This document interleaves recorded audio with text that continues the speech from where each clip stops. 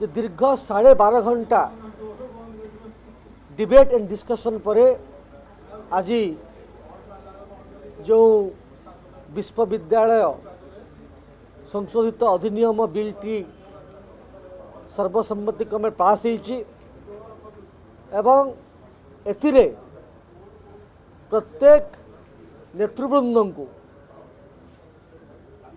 विरोधी दल नेता हुंतु कि शासक दल नेता हुंतु समस्ते प्रत्येक विषय को पुंखानुपुंख भाव में आलोचना करिसेंती।